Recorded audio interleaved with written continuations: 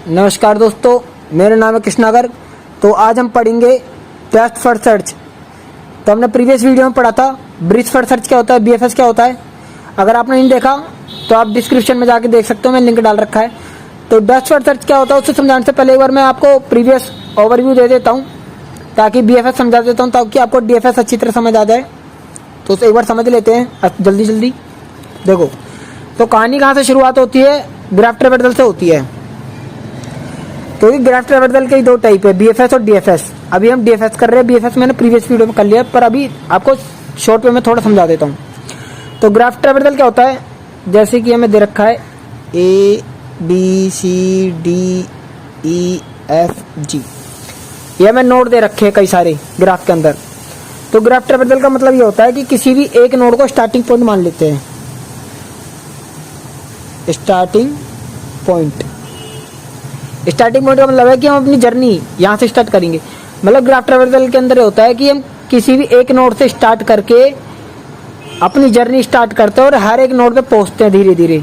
जैसे मैं ए पे गया बी पे, बी से गया सी पे, या ए से गया सी पे, फिर ए से गया डी पे। मतलब धीरे धीरे करके कैसे न कैसे हर एक नोड पे पहुँचना होता है। अब आपको कैसे पता चलेगा मैं यहाँ से यहाँ जाऊँ कि यहाँ से यहाँ जाऊँ कि यहाँ से एकदम सीधा जाऊँ। तो आपको पता चलेगा दो एल्गोरिथम होती है, ब्रीथ फॉर सर्च और डेप्थ फॉर सर्च। आपको बता देता हूँ ब्रीथ फॉर सर्च क्या होता है। पहले मैं लिख लेता हूँ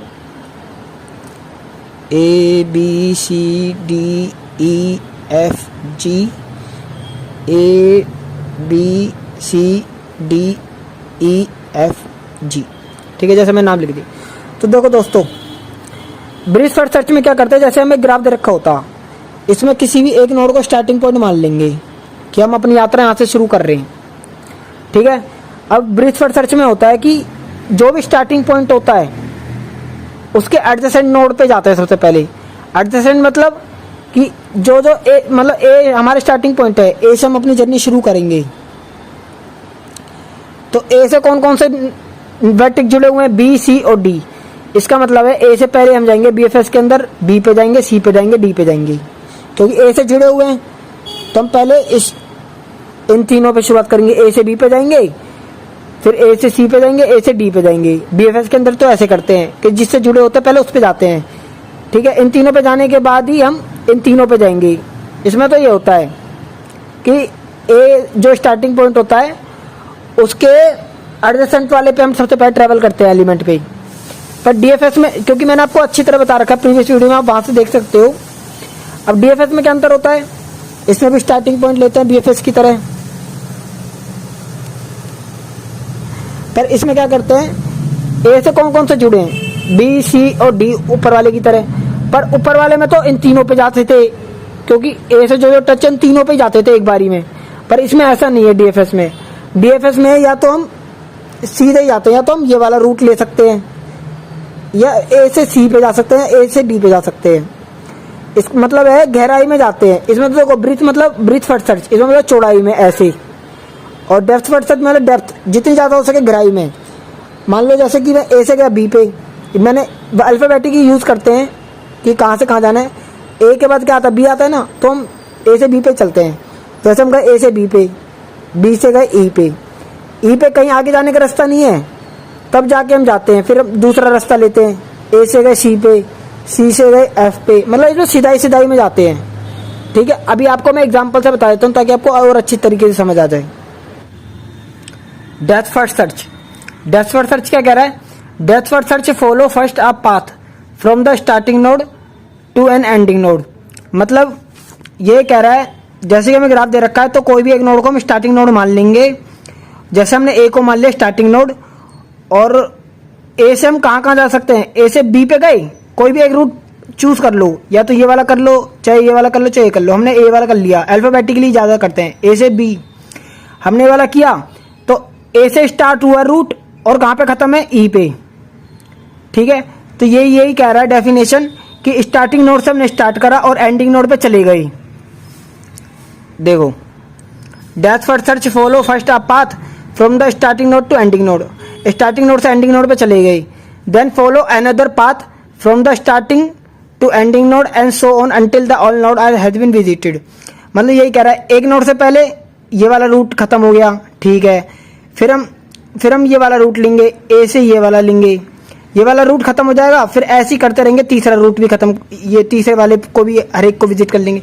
मतलब एक भी नोड हमारा अनविजिटेड नहीं रहना चाहिए, इसका मतलब यही है डेफिनेशन है। बाकी आपको एग्जांपल में समझाऊंगा, अच्छी तरह समझ आ जाएगा, ठीक है। We use stack in DFS. BFS में हम क्या करते थे, क्यू यूज करते थे, जिसमें फीफो यूज होता था। इसमें हम स्टैक यूज करते हैं, जिसके अंदर क्या होता है, स्टैक के अंदर last in first out, LIFO. Back tracking is possible in DFS. Back tracking करता है डीएफएस के अंदर। आपको हर एक चीज बता दूं, बैक ट्रैक क्या होता है, स्टैक क्या होता है।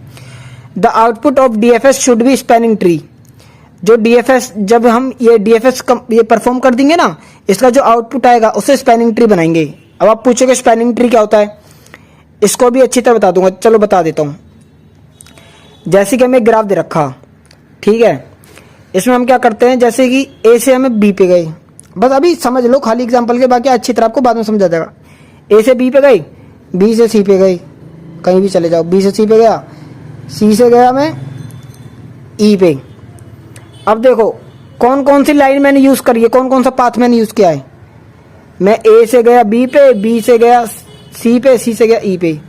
मतलब ये वाली लाइन देख रहे हो, ये वाली लाइन और ये वाली लाइन और ये वाली लाइन कहीं यूज ही नहीं हुई, क्योंकि हमें बस ए से ई पे जाना था, तो हमने ऐसे पाथ फॉलो किया है। ये वाला रास्ता और ये वाला रास्ता तो हमारा कहीं काम ही नहीं आया। तो स्पैनिंग ट्री का मतलब आता है, मतलब ये होता है कि उन रास्तों को हटा दो जो डीएफएस के अंदर यूज नहीं हुए। लो भाई, हम पहले यहाँ से यहाँ गए थे, फिर यहाँ से यहाँ गए, ये यहाँ से यहाँ गए, लो बन गया भाई स्पैनिंग ट्री। इसमें कौन सा बड़ी बात है। स्पैनिंग ट्री वही होता है अनयूज पाथ को हटाना डीएफएस के आउटपुट में से, बस यही है, बन गया स्पैनिंग ट्री। जो जो रास्ता हमारा यूज नहीं होगा उसको हटाना, हटा के जो ग्राफ बनता है उसको स्पैनिंग ट्री बोलते हैं। अब देखो आप एग्जांपल से समझाता हूं, आपको अच्छी तरह हर एक चीज समझ आ जाएगी। जैसे कि हमें क्वेश्चन दे रखा A B C D E F G, ठीक है, ग्राफ दे रखा, हमें डीएफएस फॉलो करना है हमें, ठीक है। तो हम इसमें सबसे पहले क्या करेंगे, स्टेप 1 देखो, select A as a starting point. अब किसी भी एक को हम स्टार्टिंग पॉइंट मान लेंगे, किसी को ही मान सकते हो। जैसे मेनली अल्फाबेटिकली चलते हैं, तो हम ए को मान लेते हैं स्टार्टिंग पॉइंट, कि हम ए से स्टार्ट कर रहे हैं अपना। अब भाई ए से अपना यात्रा शुरू कर रहे हैं, अब ए से कहां जाएंगे, देखो पहले देखो, select A as the starting point, A को सिलेक्ट पॉइंट मान लिया, push A on the stack, जिसको भी जहां जहां पहुंचते जाएंगे ना उसको हम स्टैक के अंदर डाल लेते हैं, ठीक है। देखो स्टैक बना ली, स्टैक के अंदर हमने ए को डाल लिया क्योंकि ए स्टार्टिंग पॉइंट था। ये देखो ब्लू कलर से ए कर दिया ना, ताकि पता चल गया हम ए इस वाले नोड पे पहुंच, मतलब इस वाले नोड पे हम विजिट कर चुके हैं, उसको यहां डाल देंगे, ए आ गया। आपको भी अगर ऐसे करोगे ना, स्टेप 1 स्टेप 2 स्टेप 3, मैं 15 नंबर का क्वेश्चन आया था और 15 के 15 नंबर मिले थे मेरे को इस वाले में, क्योंकि मैंने इतने आसान, मतलब हर एक जगह पे डायग्राम बना के किया था। तो देखो ए को हमने ब्लू से कर दिया, मतलब ये दिखाने के लिए कि हम स्टार्टिंग हमने ए से करी है, ए आ गया। अब ए से हम कहाँ जाएंगे, अपनी यात्रा शुरू कर रहे हैं, ए से बी पे गए, तो एक अब बी को भी डाल दिया स्टैक के अंदर। तो हमने ए से डी पे भी जा सकते हैं, ई पे भी, बी पे भी, पर हम बी पे चले गए, वही चीज हमने यहाँ लिख दी। हमने विजिट कर ला ए के एडजेसेंट मतलब ए से जो जुड़ा हुआ उसको हमने उस पर विजिट किया, बी पे विजिट कर लिया जो कि अनविजिटेड था, ठीक है। उसके बाद हमने क्या किया, push B on the stack, B को अंदर डाल दिया। ऐसी बी पे कहां जा सकते हैं, सी पे जा सकते हैं। अब आगे देखो, ऐसी बी पे हम गए सी पे, सी को भी अंदर डाल दिया। अब सी से देखो कहां जा सकते हैं, ई पे भी जा सकते हैं, एफ पे भी जा सकते हैं, जी पे भी जा सकते हैं, पर हम अल्फाबेटिकली लेते हैं। तो सी से चले गए हम कहां, सी से चले गए हम ई पे, तो देखो ई को भी अंदर डाल लिया, ठीक है। अब ई के बाद हम कहां जा सकते हैं, ई के बाद हम बी पे जा ई से देखो कौन कौन से कनेक्ट है, बी, ए, डी और एफ, पर हम बी पे नहीं जा सकते क्योंकि बी ऑलरेडी हमने विजिट कर चुके हैं। ए पे नहीं जा सकते, तो ई से कहां जा सकते हैं, डी पे और एफ पे। अल्फाबेटिकली चलते हैं, ई से हम पहुंच गए डी पे और डी को डाल दिया हमने स्टैक के अंदर। हम जो यहाँ कर रहे हैं ना वही लिख रहे हैं कि ई से हम डी वर्टेक्स पे गए, उसके बाद हमने डी एलिमेंट को डाल दिया स्टैक के अंदर। अब ये देखो डी पे जैसे पहुंच गए, डी से हम आगे कहाँ जा सकते हैं, ई से तो आए तो ए पे जा सकते हैं, पर ए पे नहीं जाएंगे क्योंकि ए ऑलरेडी विजिट है। जिस पे एक बार हम विजिट कर लेते हैं उस पे हम दोबारा नहीं जाते। दिखाता हूँ 6 स्टेप में क्या हुआ। अब ये देखो डी को आगे रास्ता नहीं मिल रहा, ई से आया है और ए पे नहीं जा सकता क्योंकि ऑलरेडी विजिटेड है। There is not new vectors to be visited from D. D से हम कहीं नए वेक्टर्स पे नहीं जा सकते, तो हम क्या करते हैं बैक ट्रैक यूज करते हैं। बैक ट्रैक का मतलब ये होता है कि एक स्टेप पीछे, जहाँ से आए वहीं चले जाना। तो डी से हम चले गए ई पे वापसी, और डी को क्या करते हैं उस एलिमेंट को रिमूव कर देते हैं स्टैक में से, जिससे हम आगे रास्ता नहीं मिलता। डी से आगे नहीं जा सकते तो डी को हम निकाल देते हैं स्टैक में से। अब ई पे पहुंच गए। अब 7th स्टेप में देखो क्या किया है, ई पे पहुंच गए। अब ई से कहाँ जा सकते हैं, जिस पे हमने विजिटेड नहीं किया एक भी बार, एफ पे हमने एक भी बार विजिटेड नहीं किया था, तो ई से पहुंच गए एफ पे। तो एफ से कहाँ जा सकते हैं, अगले स्टेप में जी पे जा सकते हैं। वो हुआ है देखो, एफ से जी पे चले गए और जी को स्टैक के अंदर डाल दिया। अब यहाँ देखो जी से हम अब हर एक वर्टेक्स एक बार विजिटेड हो गई। अब हम क्या करते हैं बैक ट्रैक करते हैं। अब जी पे आ गए।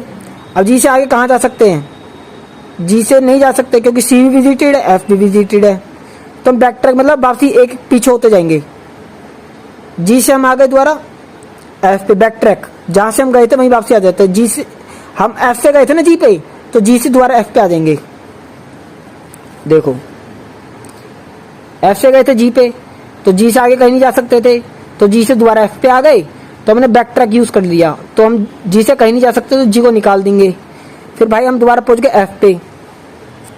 अब देखो एफ पे पहुंच गए थे, एफ से हम कहाँ जा सकते, एफ से बैक ट्रैक करेंगे तो एफ से किसके जरिए पहुंचे थे, ई ने पहुंचाया था एफ पे, तो ई पे आ जाएंगे और एफ को निकाल देंगे। ऐसे ई पे पहुंच गए हम। ई से हम कहाँ से पहुंचे थे, सी से पहुंचे थे, सी से पहुंचे थे ना, तो हम बैक ट्रैक करके सी पे पहुंच गए और ई को एलिमिनेट कर दिया क्योंकि ई से कहीं आगे रास्ता नहीं मिला। ऐसे कर करके हम बैक ट्रैक कर करके पूरा स्टैक खाली कर देंगे। अब ये देखो सी से कहाँ से पहुंचे थे, बी ने पहुंचाया था सी पे, तो सी से आगे कहीं रास्ता नहीं था, सी को निकाल दिया। अब बचा बी, बी पे पहुंच गए। अब बी से आगे कहीं रास्ता नहीं मिल रहा, बी को निकाल दिया। और बी पे किसने पहुंचाया था, ए ने पहुंचाया था। अब देखो ए ने पहुंचाया था, तो ए को भी हम निकाल देंगे क्योंकि ए से आगे कहीं रास्ता नहीं है। अब जैसे हमारा पूरा स्टैक खाली हो गया, स्टैक इज एम्प्टी। अब क्या बताया था मैंने आपको, डीएफएस के बाद क्या करते हैं स्पैनिंग ट्री बनाते हैं। स्पैनिंग ट्री का मतलब उन वाले रूट को, उन वाले रास्तों को हटा देना जिनका यूज ही नहीं हुआ पूरी इस यात्रा में, इस ट्रैवल में। ए से हमने ट्रैवल किया था, जी पे पहुंचे थे लास्ट, तो उस दौरान कौन कौन से हमने रूट को यूज नहीं किया। देखो मैं बताता हूँ कौन कौन से को नहीं किया। हमने एक इस वाले को नहीं किया यूज, एक हमने इस वाले को यूज नहीं किया, एक ये वाला रास्ता हमारे काम नहीं आया, और एक ये वाला रास्ता हमारे काम नहीं आया। तो इन रास्तों को हटा देंगे सबको, तो बनेगा हमारा ये स्पैनिंग ट्री। ये देख रहे हो, ये वाले रास्ते हमने हटा दिए जो जो हमारे काम नहीं आए, ये बन गया स्पैनिंग ट्री। मतलब डीएफएस बहुत ज़्यादा सिंपल है। अब आपको दूसरा वाला एग्जांपल समझाता हूँ ताकि आपको और अच्छी तरह समझ आ जाए। तो दोस्तों ये रहा डीएफएस का सेकंड एग्जांपल, बहुत ज़्यादा इजी है। अब देखो इसमें मैंने क्या करा, स्टैक बना दी, खाली डायग्राम नहीं बना रहा मैं बार बार क्योंकि ये बहुत ज़्यादा टाइम कंज्यूमिंग है। आप इसको एक बार प्रैक्टिस कर लेना, जैसे इसमें मैंने डायग्राम बनाया इस वाले क्वेश्चन में हर एक जगह, आप इसको खुद बना के देख लेना, ठीक है। आपको मैं इतने आसान समझ में बता दूँ कि आपको स्टैक से समझ आ जाएगा खाली। अब ये देखो दोस्तों, ये मैं एग्जाम्पल दे रखा, इसमें हम एक को हमने बना लिया स्टार्टिंग पॉइंट। हम यहाँ तो इस वाले रास्ते से जा सकते हैं या इस वाले से, हमारी मर्जी है। तो हम फॉलो करते हैं, ज़्यादातर अल्फ़ाबेटिकली यूज़ करते हैं कि मतलब जो सीक्वेंस में ए के बाद 2 आता है ना, तो हम ये वाला रास्ता ले लेते हैं। तो भाई स्टार्टिंग पॉइंट हमने अपने यहाँ से यात्रा शुरू करी, तो हम ए से गए, पहले हमने ए से शुरू करी ना स्टार्टिंग पॉइंट, तो खाली स्टार्टिंग पॉइंट वाले को डाल देंगे अंदर, ठीक है। अब स्टेप 2 मतलब बढ़िया तरह बता दूंगा स्टेप करके। अब स्टेप 2 में हम क्या किया, 1 से गए 2 पे, तो भाई ठीक है, स्टैक में हमने 1 2 डाल दिया, ठीक है। 2 से कहाँ जा सकते हैं, 2 से 4 पे जा सकते हैं, ले भाई 2 से चले गए हम 4 पे, लो भाई 4 भी ऐड हो गया स्टैक में। अब 4 से कहाँ जा सकते हैं, 4 से हम पहले 5 पे जाएंगे क्योंकि 4 के बाद 5 आता ना, 5 पे चले गए भाई। स्टेप 4 में 1 2 ये मैं स्टेप बाय स्टेप बना रखे, आप स्टेप के साथ ना डायग्राम भी बना देना किस किस पे पहुंच गई। ठीक है, अब देखो भाई 5 से आगे कहीं रास्ता है नहीं है भाई हमारे पास, तो क्या करें, बैक ट्रैक कर देंगे कि हम दोबारा 5 से चले जाएंगे 4 पे। 5 पे दोबारा 4 पे चले जाएंगे तो क्या होगा, 5 हमारा हो जाएगा रिमूव, कि जिससे आगे रास्ता नहीं मिलता उसको पॉप कर देते स्टैक में से। अब भाई हम दोबारा पहुंच गए 4 पे। अब 4 से कहाँ जा सकते हैं, 6 पे। चलो भाई 6 पे पहुंच गए, तो 5 तो रिमूव ही हो गया, 1 2 4 5 रिमूव हो गया, तो स्टैक में 6 आ गया। अब देखो दोस्तों 6 से आगे कहाँ जा सकते हैं, कहीं नहीं, तो दोबारा बैक ट्रैक यूज करेंगे कि दोबारा 4 पे पहुंच जाएंगे। 4 पे पहुंच गए तो क्या करेंगे, 6 को दोबारा रिमूव कर देंगे। ऐसे ही बड़ा सिंपल है। लो भाई 6 को रिमूव कर, जहां से आगे नहीं जा सकते उसको रिमूव कर दो स्टैक में से। 6 को रिमूव करके 4 पे दोबारा आ गए थे, ठीक है। अब देखो 4 से कहाँ जा सकते हैं, 4 से हम जा सकते हैं 3 पे जा सकते हैं। चलो भाई फिर 3 पे बिना देरी करे, लो भाई 3 पे पहुंच गए, तो भाई इसको 3 को रख दो, 1 2 4 3 पे आ गई। अब 3 से कहाँ जाएंगे, 3 से 1 पे तो नहीं जा सकते, 3 से जाएंगे 7 पे, क्योंकि 1 ऑलरेडी विजिटेड है। 3 से आ गए भाई 7 पे, ठीक है भाई 7 भी कर दो भाई। अब 1 2 4 3 7 से आगे कहीं नहीं जा सकते, तो भाई दोबारा कर देंगे बैक ट्रैक, कि मतलब 7 पे किससे आए थे, 3 से आए थे ना, तो बैक ट्रैक का मतलब होता है वापसी उसी पे चला जाना, 3 पे, मतलब 7 को हटा देंगे अब इसमें से। लो भाई 7 को पॉप कर दिया। अब 7 को पॉप कर दिया मतलब 3 पे आ गए। अब 3 से कहाँ जा सकते हैं, 3 पे किससे आए थे हम, 3 से आगे कहीं रास्ता नहीं मिल रहा हमें, क्योंकि 1 पे जा नहीं सकते, 1 ऑलरेडी विजिटेड है। अब 3 से किसके पास आए थे हम, किससे आए थे हम, 4 से आए थे, तो भैया ले भाई 4 पे चले जाएंगे, बैक ट्रैक कर देंगे 3 को भी, मतलब 3 को स्टैक से निकाल देंगे। ले भाई